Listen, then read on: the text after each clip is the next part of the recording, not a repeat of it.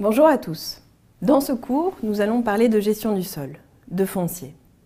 Plus précisément, nous allons voir comment on peut envisager de gérer la terre comme un commun et comment ce mode de gestion peut s'insérer dans nos sociétés, dans lequel c'est plutôt la pleine propriété qui est le mode majeur de gestion du sol urbain. Pour cela, nous aborderons tout d'abord des éléments de définition concernant le foncier. Ensuite, nous verrons deux conceptions distinctes de mode de gestion du sol. Les communs d'une part et la pleine propriété individuelle d'autre part. Enfin, nous examinerons dans quelle mesure ces deux modes de gestion sont rentrés en conflit dans l'histoire, mais également et surtout comment nous pouvons recréer du commun autour du foncier dans nos villes aujourd'hui. Ce cours, volontairement, s'appuiera sur des exemples variés à travers le monde, dans l'hémisphère nord comme dans l'hémisphère sud. Commençons donc par définir ce que l'on entend par foncier dans ce cours. Lorsque l'on parle de foncier, les aménageurs, urbanistes et architectes pensent souvent à la seule matière première de production de la ville, le sol sur lequel va s'édifier l'environnement bâti. Or, le sol n'est pas une simple matière première. Il renvoie également à un rapport social, c'est-à-dire au rapport que les hommes entretiennent entre eux à propos de l'accès et de l'usage du sol. Émile Lebris, Étienne Leroy et François Leimdorfer le définissent ainsi comme l'ensemble des rapports sociaux ayant pour support la terre ou l'espace territorial. Et c'est dans ce sens que l'on aborde le foncier dans ce cours. Nous n'abordons pas le sol en soi, mais plutôt les règles et les organisations qu'établissent les hommes pour gérer le territoire, pour attribuer des espaces à certains individus ou groupes, utiliser ce sol, gérer ses usages, etc. D'ailleurs, ce lien entre organisation du territoire et organisation sociale est présenté dans une autre vidéo par Chloé Salambier, qui traite de la tribu des Bororo au Brésil. Mais ce lien ténu entre société et forme de gestion du territoire n'est pas l'apanage ni des sociétés anciennes, ni des pays du Sud.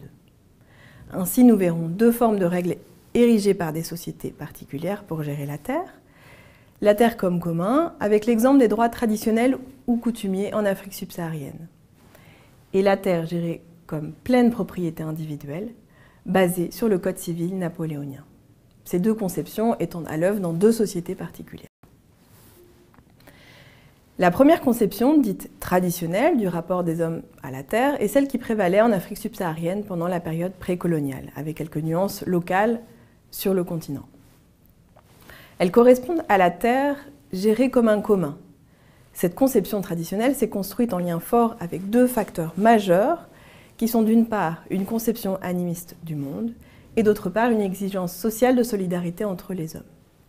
Voyons tout d'abord ces deux facteurs. La conception animiste du monde correspond à l'idée que les éléments naturels tels les arbres, les animaux sauvages et surtout la terre renferment des forces divines. En conséquence, la terre est considérée comme sacrée au même titre que l'ensemble de la nature. Mais la terre renferme des énergies particulières permettant de produire et ainsi de nourrir les hommes. Des rites lui sont consacrés. Ils sont menés par ceux qu'on appelle des chefs de terre, qui sont des sortes de prêtres de la terre, intermédiaires entre les hommes et les divinités. Dans cette conception, donc, la terre n'est pas une simple matière première pour cultiver ou construire, elle est un élément spirituel important et une caractéristique de l'identité sociale et culturelle des hommes. Deuxième facteur, l'exigence sociale de solidarité entre les hommes. Elle tient à ce qu'il s'agissait essentiellement de sociétés rurales, dépendant de l'agriculture pour leur survie. Confrontées aux incertitudes climatiques et écologiques, ces sociétés ont mis en place des systèmes fonciers solidaires et ouverts, organisés autour du lignage. Priver une personne d'accès à la terre, dans ce contexte où la survie dépendait de cet accès, n'était pas légitime, à moins qu'il s'agisse d'une sanction. Basé sur ces deux facteurs, que sont la conception animiste du monde et l'exigence de solidarité, on peut lister maintenant les règles générales de ces systèmes traditionnels où la terre est gérée comme commun.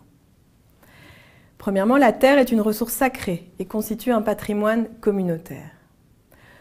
Deuxièmement, la gestion du patrimoine foncier communautaire sacré est assurée par le chef de terre, descendant de l'ancêtre fondateur du village, celui-là même qui a conclu une alliance originelle avec les esprits de la terre. Troisièmement, les droits sur la terre sont équitablement répartis entre les lignages membres de la communauté. le chef de lignage étant chargé de mettre la terre à la disposition des membres de son lignage. Enfin, du fait de son caractère sacré, la terre est inaliénable. Les droits qui peuvent être concédés aux étrangers retournent dans le patrimoine du lignage quand il y a abandon ou arrêt prolongé de l'exploitation de la terre. On retrouve donc là une organisation sociale liée à la terre qui correspond à un commun. Cette conception dite traditionnelle n'est pas restée figée. Elle a évolué dans le temps et existe encore aujourd'hui, en mode mineur en milieu rural et sous forme de quelques poches en milieu urbain, comme on le voit ici au Bénin. À partir de la fin du XIXe siècle, la colonisation a largement mis à mal ces systèmes sociaux traditionnels et utilisé les règlements fonciers comme des instruments de conquête de territoire. La colonisation a imposé le système de la pleine propriété individuelle, comme on le verra tout à l'heure. De plus, l'urbanisation, le développement du commerce et les évolutions sociales ont encore affaibli la prégnance de ces systèmes traditionnels de gestion de la terre, qui, je le rappelle, étaient essentiellement nés dans des milieux ruraux. Mais il reste toujours une référence symbolique dans ces sociétés urbaines qui combinent référence aux traditions et à la modernité contemporaine. Voyons donc ensemble dans la prochaine vidéo cette autre conception du rapport à la terre qu'est la pleine propriété individuelle.